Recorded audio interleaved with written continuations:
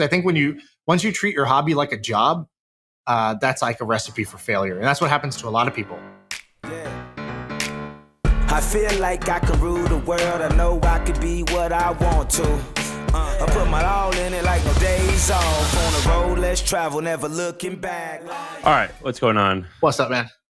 So we're going to get into some ideas, but let me tell you something that I did this week. And I cannot give I actually have gotten in trouble 3 different times where someone was like, hey, we had this conversation and you just went and talked to me. Well, I'm like, well, when you and I, the way that you and I talk now is how we talk all the time. Yeah. So they're right. So I'm going to try to keep this one vague. I had this dinner and I was with a guy who has 8,000 employees in China as well as many thousand in America. Wow. Okay. And yeah, impressive person. Like a factory or something else in China? Tech related, just some huge company. You if I gave you 100 guesses, you likely wouldn't guess it. It's just some big company that exists and in the tech world. Fair enough. And it's impressive, but it's not like a mainstream thing. Okay. And there was this other guy there who made a comment where he was like, China's going to crush us in the next 5 years or something. And then a couple other people... People love to say that, by the way. Don't people love saying how China's passed up America? A bunch of other people pounced on that. And then he lives in China. I believe he I don't know what ethnicity he was, but he looked like he's probably maybe born and raised in China. And then there's this other woman there who actually was born and raised in China. And this guy with the 6,000 Chinese employees goes, a lot of people say that. I do not think that's true. And I don't think any of you should ever think that. He was just saying, he was like, Americans actually work maybe as hard or harder than a lot of other countries. Interesting. And also you talk about this like artificial intelligence and this, it's mostly AI that people, they talk about China crushing America and a bunch of stuff, but AI is like a hot thing. And this guy was like, I don't think that would happen. And what I think you should do is invest most of your money into American equities. I think he goes like, I'm just so bullish on America. And so it was like an interesting perspective. Have you ever heard that? It's like the one person who probably knows what they're talking about at the table and everybody else who just reads shit on Twitter and like regurgitates it. All right, I'm going to go with the guy who's got 6,000 employees in China. That makes more sense to me. That's, and that was good. I felt great about that. And so it was just an interesting perspective. But you love some pro-America news. Yeah, well, so I'm also just finished reading this really great book. Do you know who John Steinbeck is? No. Of course you do. Grapes of Wrath? No. What is that? Are you serious? I got a blank here. Wow. Have you heard of To Kill a Mockingbird? I have heard of To Kill a Mockingbird. That's the author? Oh my God. Like John Steinbeck. People are going to make fun of you, by the way. Anyway, I mostly just read Harry Potter. Okay, let's be clear. This guy, he was born in 1902, so he's dead. Probably died in the 70s. But anyway, I'm reading this great book about his memoir from driving across the country for 3 months in America and getting to know America. And it's really funny. In 1965, when he was doing this trip, he was complaining about how Americans are getting out of touch with and are getting too focused on technology and how there's refrigerators everywhere and there's TVs everywhere and how there's artificial food everywhere. It's very funny. We've always complained about this stuff, but right. I do love learning about America. I think America's special. I think we have this resilience. And I think anyway, I'm very pro-America. So yes, I did like hearing it. But you want to talk about some ideas? Yeah. By the way, Dan corrected us. I don't think he wrote To Kill a Mockingbird, but Mice and Men or something. He didn't write To Kill a Mockingbird. I'm saying his work is like this. It's like, did he write Of Mice and Men? I know he wrote like Grapes of Wrath. It's just like a famous like American classic. I'm just shocked. The fact that you don't know that. He wrote Of Mice and Men, so you know that. So the fact that you didn't know. By the way, I know that as in I've heard those words before. That's all I know about that. Anyways, let's go into the stuff I do know about because I feel a lot better about that. And also, Bitcoin rally. Thank you. I've been waiting for this Bitcoin pump, and here we are. We're back up. Life is good because Bitcoin is now it like spiked up to almost 40,000 over the last like 24 hours, 48 hours. There was a bit of a short squeeze. About $1 billion of short positions got liquidated, and that caused the price to run up because. Are you familiar with how that works, by the way? Like what a short squeeze is? No. Here's the like non-technical, super like nuanced version of it. basically when you have a short, you're betting against something. And if it goes up, you are on the hook to pay the sort of the price for being wrong. And so if you think something's going to keep going up, you're better out just closing down your short position, just taking the L and saying, okay, I will go buy the shares now because I'm, let's say it's at 30,000. I think it's going down. It goes to 32. You know what? To close out my position, I'll go buy the asset at 32 and I'll eat the loss, right? But what happens is because all the shorts start worrying that the price is going to run up, they all start trying to close out their positions at the same time. So they all start buying. So the people who are betting against it, all of a sudden add all this buying pressure where they have to close out their position, they have to buy Bitcoin, which causes the price to go up and up and up and up. And so what happened is as it started running up, all the shorts had to cover their positions because they were massively leveraged, right? They're not putting in their own money. They're putting in like 5 to 10% down, and they're taking 10x or 20x leverage on their position. So as the price goes up, they're very sensitive to it. And so I think that's what happened to cause the price to go up about $10,000 in the last 2 days is those shorts had to cover their position. This is what happened with Tesla. Tesla was the most shorted stock in the stock exchange. And then as the price started to go up, those shorts, they basically are paying a huge price for every dollar it goes up. So they start to close out their positions, which puts a bunch of buying pressure, which is why it becomes a squeeze because the shorts themselves cause the other shorts to like have to cover, and it just causes the price to shoot up way above what its earnings is and anything else. Dude, this is funny. It's funny because like when so we're in this chat group, Shaan and me and a bunch of other like successful young guys, and they talk about like alpha, like crushing alpha, and I'm like, I don't know what that means. Yeah, I got no idea what that means. We talk about short squeeze. I'm like, these words don't mean anything to me. I don't even know what they mean. You guys feel like so sophisticated to me. Yeah. All right, let's talk about some ideas. Can we? Yeah, let's do it. You want to go or you want me to go? You go first. Okay, I have one. Okay, here's another one that's crypto related, and you're going to be like, what? But I'm telling you, this is a good idea. This is actually Ben's idea. So first of all, Ben is visiting me. So I'm getting to see Ben in person. He's sitting 5 feet away from me. I wanted him to join this, but I had so many goddamn technical difficulties setting up that like, I don't know how I could get it to be where it works, but maybe Wednesday we'll take an extra hour beforehand and just get it set up for a 2-person setup. But anyways, Ben were talking last night, and he's like, we're talking about courses, right? And I could share kind of like what the numbers, like I just finished my course. I can share what the numbers were on that. But we're talking about other potential courses we could do. Like what would be fun? And he's like, I don't know. He's like, we're not the right people to teach this, but I think this course would crush right now. So Sam, tell me, do you know what Solidity is? If I say, Solidity. So when I saw you writing, I thought it was a typo for solidarity. Yeah, right. Solidarity is what we call it. So Solidity is the programming language that you use to write smart contracts for Ethereum. So let's say, like one of the most promising things about crypto is that you can write a smart contract. So think like a basic escrow contract. I buy a house. You're going to give me the title. I'm going to give you the money. I don't want to give you the money first. You don't want to give me the title first. So we use this third party, this escrow agent. We pay them $5,000. Basically, you hand them the title. I hand them the money.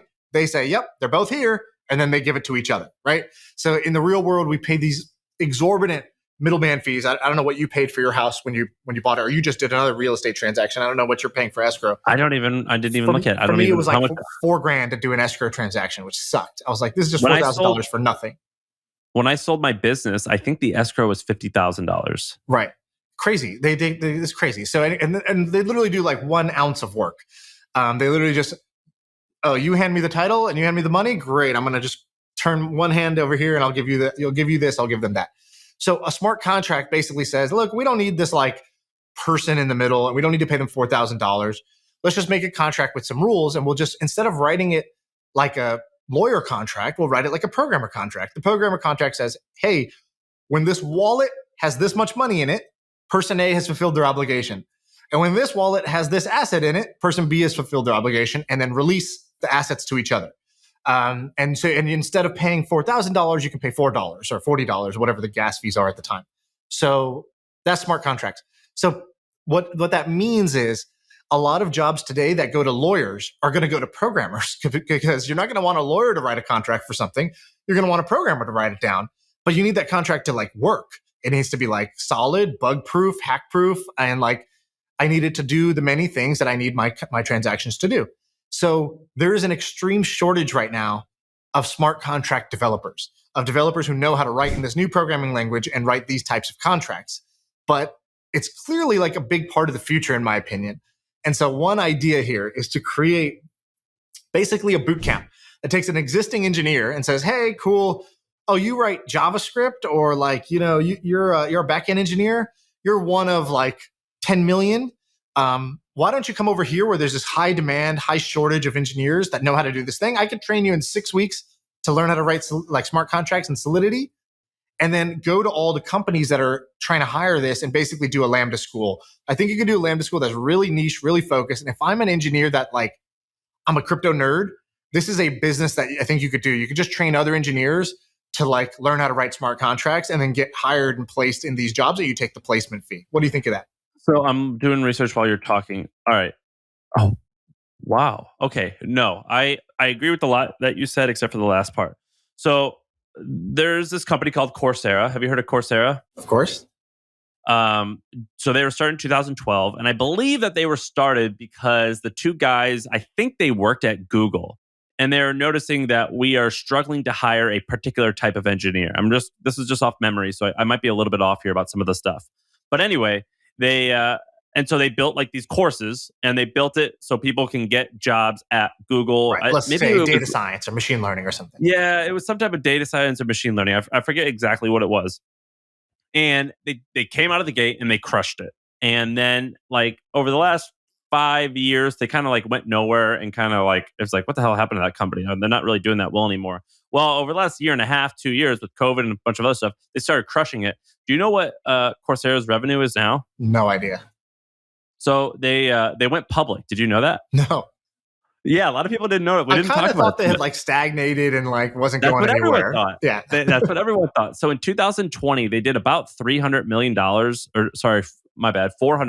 in revenue, and they're currently publicly traded at a $5.5 billion valuation. And wow, hot damn. Yeah, crazy, right? Totally forgot about it. And what you did with your course, well, I don't know if you did this, but what a lot of people like you and me, we'll do courses and we'll kind of do these kind of like bootleg things. Not bootleg, but like it's like a mom and pop. Yeah. And you'll charge like $300 or something like that, which I've done before. And that makes things a little bit, and you want like a person to buy it. And that makes things a little bit challenging. What I would do is I would take the thing that you're describing, and with Bitcoin, there's like all these crazy new things that you got to learn really quickly. I would just copy the Coursera model and just churn these fuckers out and charge like $8,000, and it's like we're gonna like a company needs to buy it in order to train their people. I would just do so I think that's Lambda for X. I would do Coursera for X. Okay, I think that's fair. The thing with the Lambda side, which is basically, I think every time you place one of these engineers, that's like a $20,000 to $25,000 fee that you get. And so it doesn't take much to be. I wouldn't do this as like a venture scale business. Not at all. This is basically, I'm a developer who. You have to be the right mold. It's like, I've been tinkering with smart contracts for the last 2 years anyways. I've actually kind of like gotten up to speed myself. I'm a converted backend engineer who now does smart contracts. And I could go, I work at like a FANG company today. I make $400,000. But like, wouldn't it be great to make like $4 million a year? And I think this is a way to make $4 million a year as like a two-person company, basically. I agree, but I would never do it in a Lambda. So when Shaan says Lambda school, he's referring to it's free. And you make money by getting like a $25,000 referral placement or a percentage of their income salary. I know nothing about Lambda other than we had Austin on this show, and I think he's amazing and I love him. And you're an investor. That's really all I know about it. I think my prediction, if I had to bet money on it, is that it won't work. Yeah, I think that's a fair prediction about most startups. I think that's true. But they're not most startups. They've raised like $100 million probably. They're not like an early stage startup. They're like in the thick of it. I think that if they're out of business in 2 years, I wouldn't be surprised. Right. And I would agree with that. Even as a fan and an investor, I would agree with that. I think that so let me do two things. First, let me share with you a really hilarious story. Do you know this Twitter account, Greg? It's like Greg 955-322 like 32678. Is it a white guy? Like a white old guy? It's a white, no, not old guy. It's a white, like nerdy dork guy.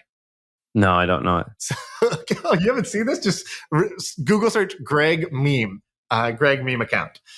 You'll see it, and I bet you've seen this guy. So like these meme accounts. So there's like Dr. Park Patel. By the way, big fan of him. I think he's a big fan of us. He works for The Hustle. You know that, right? Dr. Park Patel works at The Hustle? Yeah. Oh my God, you just outed Dr. Park Patel. Amazing. No. He's a contractor for us. He writes for us sometimes. Oh my God, I love it. Wow, no, I did not know that. Yeah. So okay, my brain is racing to figure it out who it is now. Okay. No, he's not like I was a fan of his and I DM'd him and I was like, hey, you want to write? So you don't know the real identity? I do. Okay, you do. But it's, yeah. So you're saying after you saw Dark Part, so then you contracted. Okay, gotcha. Okay, makes way more sense.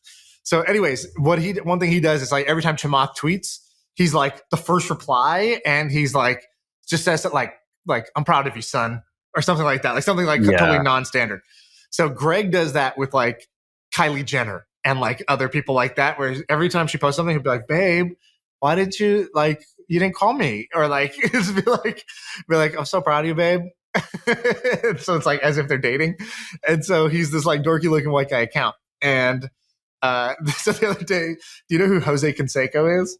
Of course. Ben told me the story. So Jose Canseco, the former baseball player, tweets out, I need a smart contract developer for a token developer for a new token I'm going to launch. It's just like the classic thing for like Paris Hilton and Jose Canseco and these like does anyone know any good designers? Has been celebrities that are like ready to launch their own crypto token. Here we go. What could go wrong? So Greg replies, and Greg's like whatever, like me. Ben, what did he say? What was his reply? Was it just like pick me, something like that? Oh yeah, he goes, hey, it's Greg. DM me. How can I help? And Jose replies and goes, he goes, awesome. Like, are you a token developer? And then like, are you a developer? Do you know how to do token development? And then Greg just replies, no way, Jose. And it has like 200,000 likes on that tweet. It's just like one of the most liked tweets on Twitter. Stupidest shit ever. And it's just like so good, so dumb. But anyways, this guy's like crushing it right now. Like he's got like, I don't know, 100 and something, 130. What's his handle? Well, it's the funny thing is, when you sign up for Twitter, let's say you type Sam, it'd be like, Sam is not available. Would you like Sam 800,006? Because that's like the next one available. So his is Greg, and then it's like 12 numbers that are like whatever the default thing would be. So it's like you would never think it's going to go viral. Yeah, it's Greg 16676, whatever, like 10 numbers long. Wait, so what does this have to do though with? Okay, so that was just my smart contract token developer tangent. My next idea, if you're ready to transition, I am. is unbundling a piece of YC. So YC does a few things for founders. YC puts a stamp on you. It says, this is a YC startup. So all of a sudden your valuation is going to go up, blah, blah, blah. They kind of coach you. So they say, come in for office hours. Tell us about your idea. Maybe we help you pivot your idea. Maybe we help you stay focused on growth, or, how to like tweak it so you grow faster. And they do that for 3 months. And then they start working on your pitch. And then there's demo day, which is like, you're going to get to stand in front of investors. You got to give a 1-minute pitch. You're going to raise money. And that works. They have like 120 startups a year now or something doing that. But another kind of like course, quote unquote course. I was brainstorming. I was like very interested in working backwards from what's a course where the person gets a clear outcome. So this is part of my learnings of like doing a course, which is people don't buy a course for learning. They buy some change. They buy a transformation for themselves. And so like, for a startup going from unfunded to funded, or like, no name to like, stamp of approval, that's like actually a big change. And so one transformation and one change that people would buy is getting their first round of funding. It's like, I'm not just going to teach you knowledge that you may or may not use. It's like, I'm going to help you get funded. And so I was thinking, could you, like, I've raised probably $20 million in my life, and I've helped a bunch of founders raise money. And I think I'm pretty good at storytelling. So I was like, I think I could help a founder who's got no funding today get funding in like a 1-month period. And I think I could basically just sit you down with the deck, with your story, and then basically say, cool, like there's a pretty intense workshopping of your deck and your story to get that to be as good as it's going to be. And then there's like a bunch of angel like introductions and like teaching you how to manage your pipeline so that you run this like a process, like a bidding war, unlike what most people do, which is they kind of try to date one investor at a time and they go kind of slow and they fear rejection and they don't know how to reach out and all this stuff. I can teach you the kind of like the sales process of investing. And I was like, oh, you could do this like on a success basis. So again, like Lambda, which you don't like, but you could align your incentives, which says... No, by the way, I like Lambda. I just think the business model is silly. I think because the thing with education is that most people will never benefit from what you're telling them. Right. Well, in some ways, that's the beauty of Lambda, but it's also the bad side of Lambda, right? The beauty of Lambda is their incentive is aligned. So let's say most courses, like let's say for my writing course, I don't care if you're good at writing, bad at writing, and I really don't truly care if you're going to do it or not because I get paid either way, right? Like I'd love for you to take the course and have a big benefit. But the reality is like my financial incentive is not such that if you don't hit your goals, it doesn't really make a financial difference to me. Whereas for Lambda, it does. They have to select people who are gonna be able to succeed, and then they only make money when somebody gets what they want, which is a high-paying job. So that's the beauty of Lambda, but it's also the hard part about scaling Lambda. What were the results from your course though? Like, did it not go well? It went well. So basically, so here's the kind of the learnings from my course. All right, so can I guess? Yeah. We'll do it on each category. So first is, let's just start with the most interesting one, money. How much money do you think I made doing this course? And by the way, let me get the context. I taught a course on power writing, which is basically writing to get a result. So like the writing I do, which is like, if I'm writing an email, it's because I want somebody to reply. If I'm writing a landing page, because I want somebody to click the buy button. If I'm writing a tweet storm, it's because I want people to share it. And like the stuff you learn in school is not the stuff that actually works in the real world. And so it's like copywriting plus. So that's the course. All right. So I do this. 150 is my guess. 150,000, very close. So I did 127,000 of top line sales, and then let's just break down the P&L. So then there's my cost of making the course. So I basically had a guy do like custom illustrations and graphics and things like that. That'd probably be 8 to 10,000. 7,500. And he was amazing and he was really good. And so I'm like, I love that. That was worth it. Then there's Maven's fee. So Maven's fee is on the top number. So I should take that out like first. 10%. 10%, right? So take out 12 grand roughly from 127. Then you take out 7,500 of cost production. Then everything else. Then there's payment processing fees. That was another 3 or 4 grand. And so my net was like 10. I'm doing the math bad here, but I think it was like 105 roughly. And then, okay, so that's kind of like, that's the money in. And so that was off of 320 students. I charged, the first batch I did at half price. So I charged, I think, $450 or something like that. $400 maybe it was for the course. And if I had to bet, did you do like an NPS? Yes. I would bet it was like out of 10. Out of 10. So for those who don't know, net promoter score, basically you ask one question to your audience, which is, how likely are you to refer this to a friend on a scale of 1 to 10, 10 being, I would absolutely refer a friend to this, 1 being no way. 7.3. 9.1. That's amazing. But, everything is in the sevens. But it's a little biased, right? Because some people didn't reply to the survey. So I'm assuming the people who really didn't give a shit also didn't reply to the survey. So I gave myself a true NPS of probably 8, but it was a 9.1 on the stats. So do you think people loved it? I think people loved it. The feedback was kind of amazing. And then I did a survey of like, what did you like about it? And basically it broke into 3 categories. It was like, look, I can't, the first one was, dude, 2 of those sessions were like game changers for me. It's like, oh, your cold emailing one, like that was great. I immediately implemented this and I got, meetings that I wanted. I booked more sales. Like that one I used right away. Or like the second one would be like, you have one about writing inside of a big company, how to like stand out with your writing inside of a big company. I didn't even know I wanted that. That was a great one. And so everybody kind of had 2 of this. I did 7 sessions. Everybody had like 2 sessions that they were like, that was the one. And the rest was fine. Like the rest was good, but like didn't really like those 2. I got my money's worth. The rest was gravy. And then the other question I asked people was, on average, how much value did you get? Like, $0, the price of admission, like a 1x return, 3x, 5x, 10x, whatever it was. And then the average answer to that was 10x my money. I got 10x my value back out of it. And I was like, okay, for what? I don't know if that's like a scientific question because how the hell are they measuring that? I don't really know. But okay. Downsides. Guess what the biggest downside was? Because you've done a course before. So tell me what do you predict was my biggest, the biggest downside of it? Well, does that include logistics like quality? Including Like, that, yeah. so I think they'll probably complain about your camera or your sound or the time. Yeah, timing was the biggest one because I taught it live. Yeah. And so a lot of people, were like, oh, I either the time worked great for me, it worked okay for me, or it was horrible for me because I'm in Australia and that time zone was awful. So I only watched the recordings. But the biggest complaint I had in doing the course. What was the biggest downside of doing the course?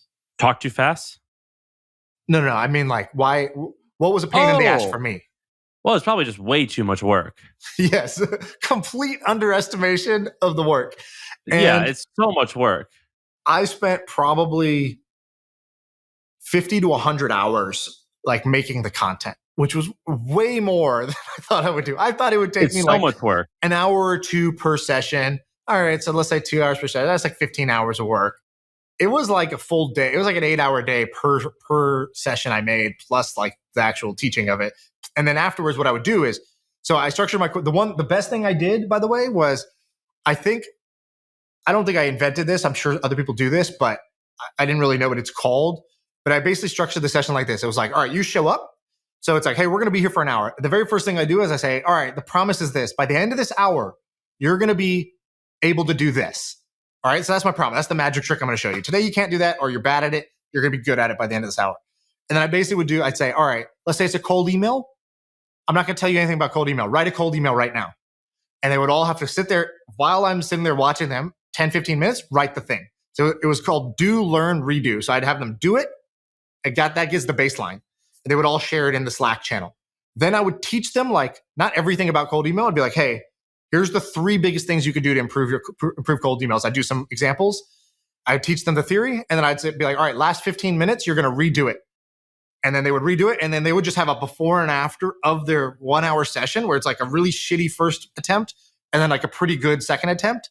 And then after the course, I would take 1 hour and I would just go through as many examples as I could of students and just give them like feedback through Loom. So that was like, that worked pretty well, but it was like kind of intense for me because I'm basically performing a magic trick live. I don't know what they're going to do. And so it was kind of high risk. It wasn't like it could, So anything could have happened.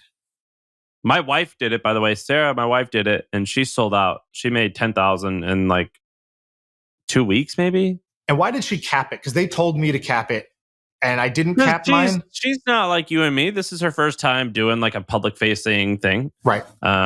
You and I have, tens of thousands of hours of like riffing under our belt, and like we know how to perform.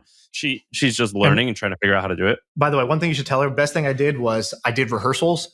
So for each session, I would invite 4 kids who were like kind of like 25 and under usually, who can't afford the course. And I'd just say, hey, you want the course for free in a personal session?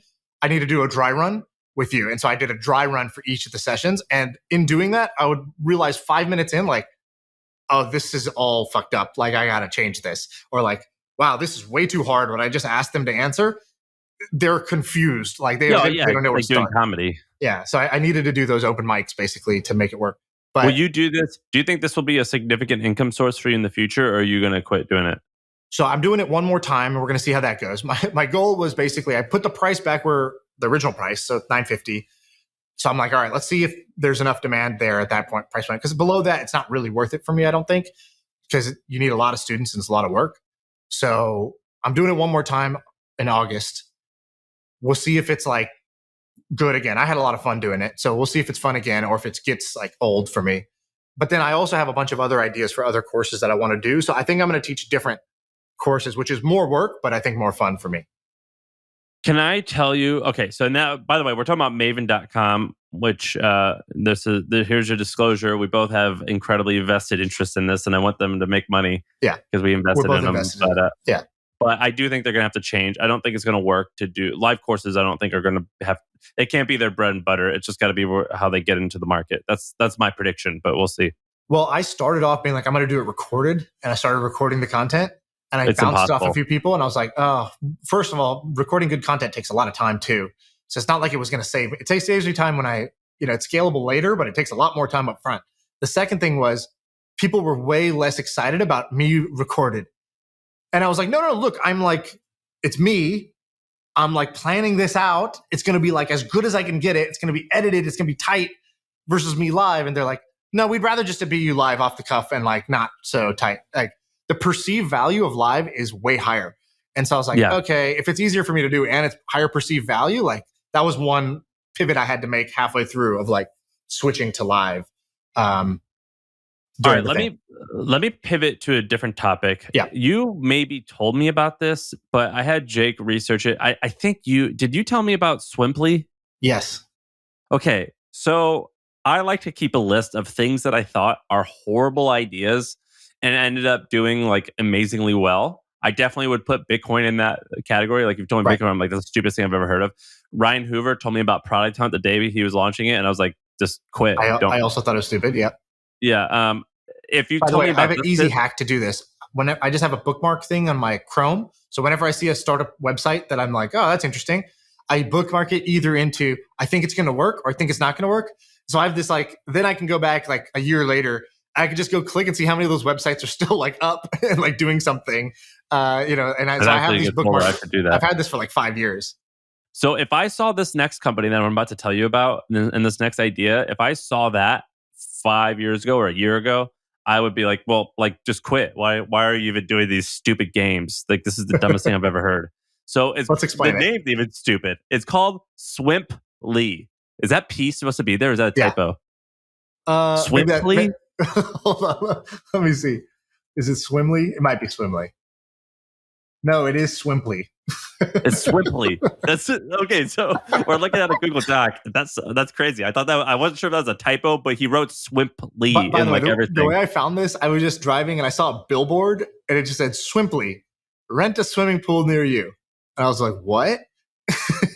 And that's what it is. So, with everything going on, people are desperate to get out of their homes and they're working from their house and they want to get out. And so they go and they can rent someone else's pool, Airbnb for pools. If you told me about this 4 years ago, I'd be like, this is the dumbest thing I've ever done. This is right next to like go out and rent a dog for an hour. But you're a believer? I'm not a believer yet, but the numbers definitely show that I'm wrong. So they've grown 2,000% since summertime, and roughly they've grown 4,000% in a year. What's that mean? 40x? 4,000 is 40x. Yeah. Okay, they just raised the series. That could be on anything, right? I could start with 1 and get to 40. That's true, but they raised a Series A, which I'm shocked. And who's they raised 11 or 12 million dollars. So the idea is like I have a pool in my backyard. I can set like a $50 an hour rate. And somebody who doesn't have a swimming pool in their backyard, because that's a big expense, can say, cool, we'll rent your pool. We're going to come swim for 2 hours, $100. There's 4 of us. It's worth it. Like we're going to have fun doing that. And you like kind of clean up your backyard later. That's the idea. But they raised the money. They raised their money from like some ballers, like people who like I think I respect as knowing what they're doing. So I definitely think I was wrong. Who? Northwest Ventures. They're like a huge thing, right? Norwest. Yeah, generic name. Come on, if you're gonna but they're like a multi-billion-dollar. They're big enough that I assume that they have employees who like vet. Well, yeah, of course. Okay, so their traffic, like if you look at their similar web thing, it's pretty nuts. So like January, it's 50,000 visitors, and by June, it's like hockey sticking to 400,000 monthly visitors, according to Similar Web. So Similar Web's the exact numbers are not right, but the direction is correct usually. And so this thing is like doubling. It's like doubled last month, doubled the month before that, doubled the month before that. So 4 doubles in a row. And so I was interested in the space because I found a company that was raising money and what they were doing. And the reason I got interested in this company was we had this guy who I talked about this guy named Preston on the podcast. His name was I don't even remember his last name, but Preston. I think the company he started was called Spacious, where they would do short-term retail space and rent it out for co-working. Yeah. There's this other company that I'll find, or I'll say the name in a second. And what they're doing is you can rent people's homes just during the day for co-working. Oh, yeah, I've heard of that. And it starts with a C. What's it called? Cozy or some, I don't know what it is. Yeah, chill. I'm just making up names. And again, that idea I thought was the stupidest thing. And then I talked to Preston and he's like, no, these could be legit. These could be huge companies. It's astounding. And so here's a few more companies that are interesting. So Neighbor is a storage marketplace And by the way, almost all of these I would bet against, and I am being proven wrong consistently. Neighbor is a storage marketplace. They just raised a $53 million Series B. iMove is an electric vehicle subscription service. So you can, they just raised a bunch of money. I'm actually on board with that. It's just like leasing. Kazoo, subscribe to your next car online. Picasa, buy and own a second home with 8 others. That's just a timeshare, isn't it? Yeah, that's and then resort pass. You can share day passes to resorts, pools, and hotels. So anyway, kind of interesting. This space has always interested me because I've been the one saying how I think it's really stupid and it's not going to work. But these things are actually are proving me wrong. Right. By the way, you just said something like share a thing, and we were talking about courses. We had this idea a long time ago. I still think this is a good idea. If somebody wants to do this, I'll be, first customer / your minority business partner who does nothing besides give you the idea, which is ClassPass for online courses. So I right now would pay, like, if you said, "Hey, I can bring you a student, but you're gonna have to give it to him for 50% off, but I can get you volume of students, and you don't have to worry about getting students." I'd take that. And if you basically, I think you can work out the math where you can basically get, let's call it $100 a month from somebody, and then they get access to like your course, my course, Sarah's course, like 10 other courses right now, and get all of them basically like an all you can eat pass. So I think there's a class pass for courses that could work for online courses. That could exist. Let me keep being a hater, but there's this company called every dot. What is it called? Every dot or every dot two. I think every dot two. Yeah. There's guys doing that for newsletters, and the guys running it are great. His name's Nathan. Really cool, wonderful guy. I know Nat is a writer there. I like his work. There's a bunch of like interesting, great writers on there. But I think this business model is horrible because dealing with how you're going to pay each writer, it seems like a huge pain in the ass, doesn't it? And if I'm like, a they big just shot, pay based on who brings in subs. So if your stuff brings in a sub, you get the bounty of that. You give some to the pool. If I'm bringing in subs, like go F yourself. I want to own all of it. Yeah, but you get the majority bounty on yours. So let's say you get 50% of the subs you bring in, but you're going to put 50% of the pool, so you're going to get 50% from everybody else. And so but the beauty of it is when you do a paid newsletter, there's this obligation like, shit, I got to write this thing. I can't write 1 a week. I got to write 2 a week. It's got to be good. It can't just be like off the cuff, random stuff. They're paying for this. It's got to be better than normal blog content. So what Every does is say, look, you just got to write 1 good thing a week, let's say, because the consumer is going to get value from 8 other writers in the bundle. And so that's why this works is for each person, they don't have to carry the whole subscription value themselves. They have 8 other people contributing to that subscription's value. And in return, they just give away some. You think this is going to work? I don't know if it's going to work. I think, or the concept at least. I think it can work. I think so. Basically, I think I'm kind of a believer in that the Mark Andreessen thing that he stole from whoever, which was basically like most businesses just bundling and unbundling. And so I think that right now newsletters are all unbundled, and somebody creating a bundle of newsletters, it'll be like the cable package, and like somebody will say, why am I paying for? I don't want to pay for 10 individual subscriptions, and some of them are good, some are bad. And instead, if I could just pay a flat $15 a month and get access to my 10 favorite writers, like great. So I think it can work. Are you getting sick of newsletters? No, I have fun. I like writing my stuff, but I do it on my terms. So like I'm not consistent. I have this thing I send out every Tuesday, but like if you subscribe to it, you're like, bullshit. You don't send it every Tuesday. You send it like every other Tuesday at best. And so yeah, because I just like if I'm doing something else that's fun, I just don't send it. And like you've experienced the pain of my inconsistencies or being late and things like that. Like it's just kind of like the way I operate on all things. And like, the good of it is like when I do it, like I'm never just going through the motions. Like I'm always trying to bring it. But if I don't have something to bring, I don't like do it. Or like sometimes I don't send the thing because I'm doing something interesting, but that'll make the next week's letter more interesting because I was doing something interesting. So that's my only way of sustaining newsletter things. I think once you treat your hobby like a job, that's like a recipe for failure. And that's what happens to a lot of people. They think it's fun to blog, and then they want to make that their career. And then, they make the grave mistake of turning your hobby into a job when you didn't want it as a job, really. Yeah, it's hard. It's fucking hard. As someone who has I haven't written them, but I've owned a newsletter company that has sent 365 newsletters times 4 years. It's very hard. By the It's way, very challenging. I heard another newsletter company that shall not be named say that, our subscriber base is like, the third largest city in America. And I thought that was just a badass way of saying like we have whatever, 2 million subscribers, 3 million subscribers or whatever it is. And I think you should steal that and start saying things like that. Yeah, I like that one. It's kind of like, I think the Skim was the one who said, the Skim said like, if we were a morning show, we would be the number one most popular morning show. Right. Another great way it- of framing. That's part of the way power of writing framing. process. It's like how It's do you bullshit. take the I mean, same it's idea like- and frame it. It's a bit bullshit, but it is. Yeah, it is useful. Right. Okay. Do we want to wrap here, or do we want to go to one more? Let's do one more fun thing. Do you have one? Otherwise, I can pick one. You pick one. Do you want to pick one off your list? Maybe do this Elon filing a patent thing. That sounds good. Okay, so basically, I'm working with Jake, our researcher, to like find different signals and figure out what do those signals mean. And so there's something interesting. I've always been interested in gas stations because, like we said earlier, I'm like into this nerd about America. I love like nostalgia, middle America stuff. And gas stations are interesting to me because we spend a lot of time there. Like I have fond memories of gas stations, and many of the biggest top 100 privately owned businesses in America. If you look at what are the biggest privately owned companies in America, not most, but a very large percentage are gas stations. Right. And so by revenue, gas makes up typically 2/3 of sales for gas stations, but it only makes like 1/3 or less of profit. The majority of profit comes from buying shit on the inside.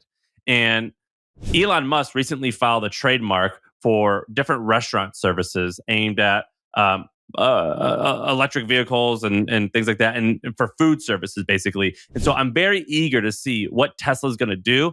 And also, I'm very eager to see how the modern gas station is going to change. And so what are the biggest ones? I think the biggest ones are Casey's, Quick Trip.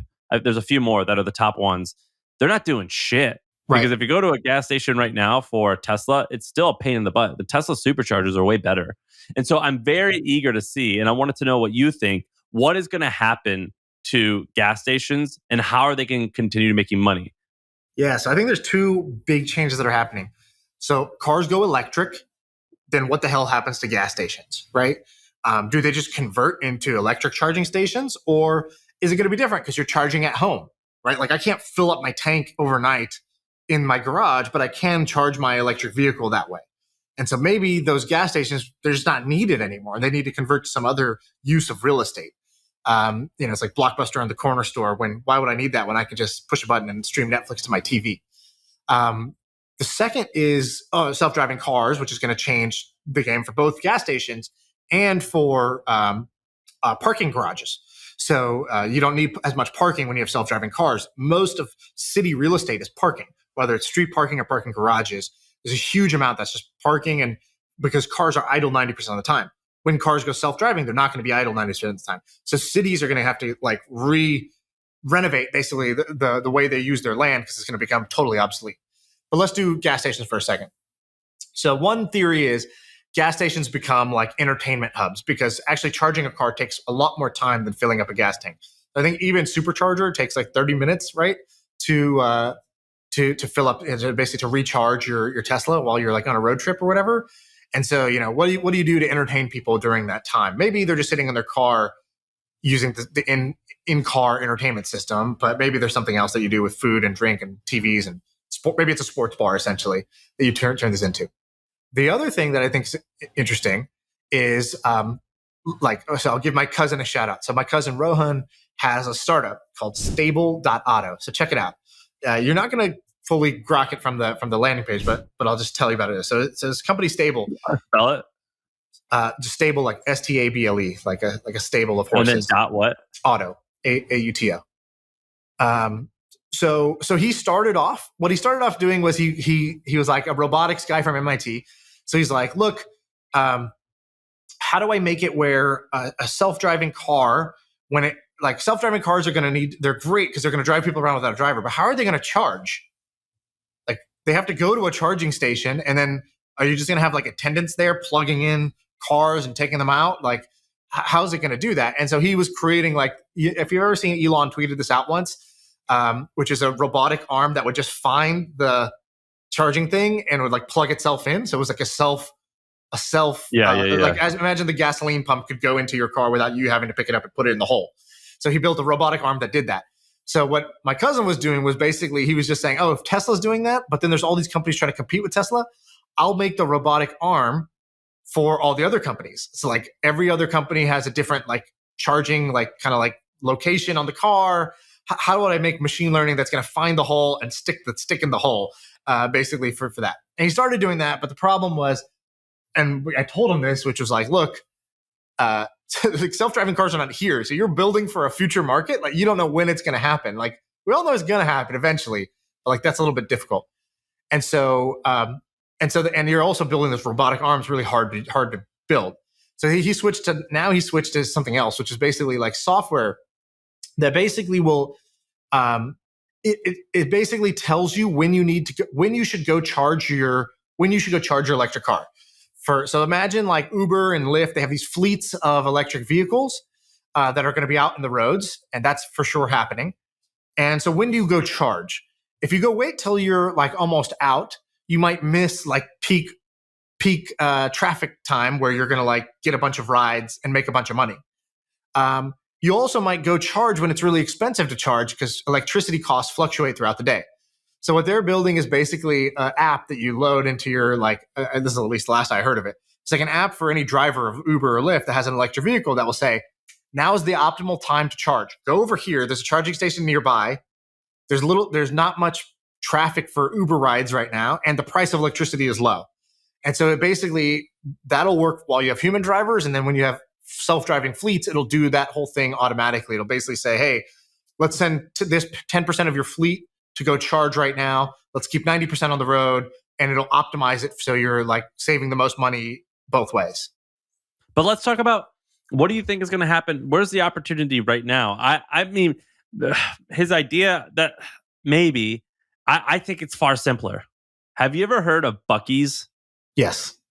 Tell people What's about Buc-ee's? it. Do you know what it is? Buc-ee's is basically in Texas. There's like a gas station chain that like people love. They don't just like it; they love it. It's a tourist destination, and it's a destination for a couple of reasons. I think I've never been to one, even though I lived in Texas. It has extremely clean bathrooms, and then they have a bunch of food that people are like obsessed with. It's basically like shitty, sugary food, but it has a funny logo, and they serve like brisket. It's just like low quality but fun. It became a clean thing. bathroom. Yeah, but it's huge. So I think that it's going to break down in two categories. The first category is just everyday use. I think people are going to keep their shit at home, charge at home, or they're just going to charge while they're in the grocery store. And that's how and Whole Foods is going to be the winner. The second thing is traveling. And I think the way that that's going to look is Buc-ee's. It's going to be a Buc-ee's meets Museum of Ice Cream. So when I go to Buc-ee's, it's a spectacle. I stop there because I'm going to get like a huge soda. I'm going to get maybe something to eat, but I'm just going to look at stupid shit like a Buc-ee knife or a Buc-ee book bag, just dumb trinkets. It's like going into a Bass Pro Shop, basically.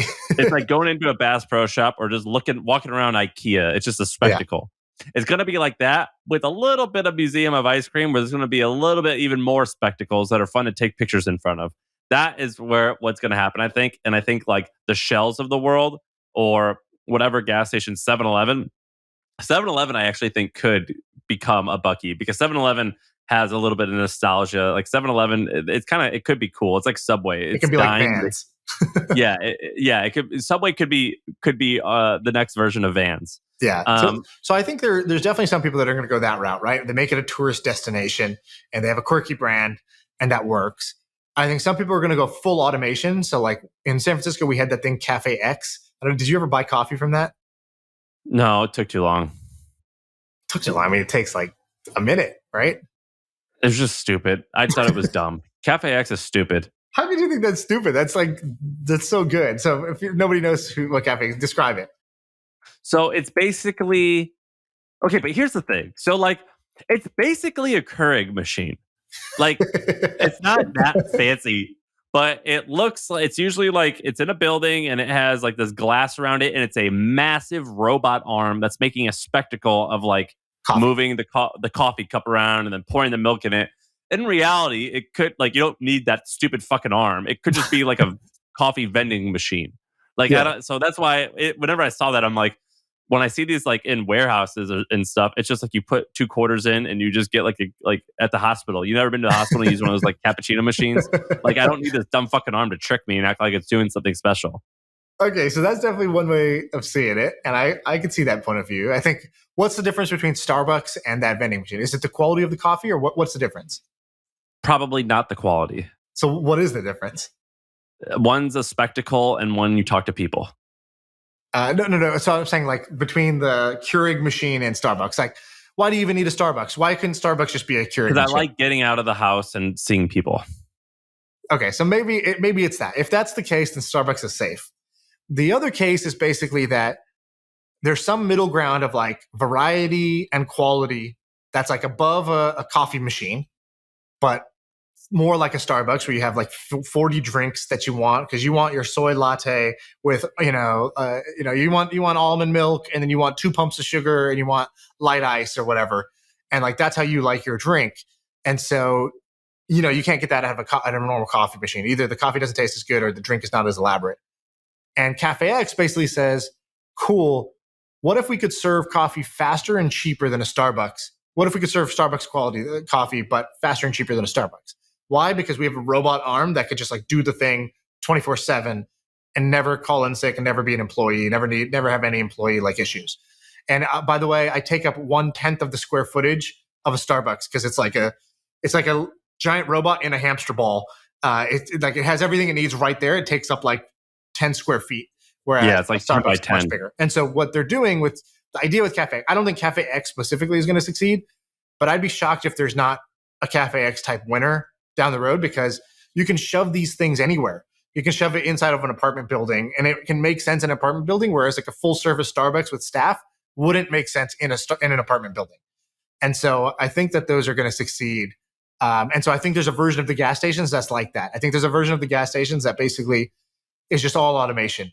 The charging's automated, and then you go and you push a button and it creates a giant Slurpee for you like 7-Eleven, but it's just a robot arm doing it. We'll see. We'll see if it works out, but I think it's going to be more like Buc-ee's. At least I hope it will be. All right, that's the episode. I gotta go get a haircut. Yeah. I feel like I can rule the world. I know I could be what I want to. I put my all in it like no days off. On the road, let's travel, never looking back.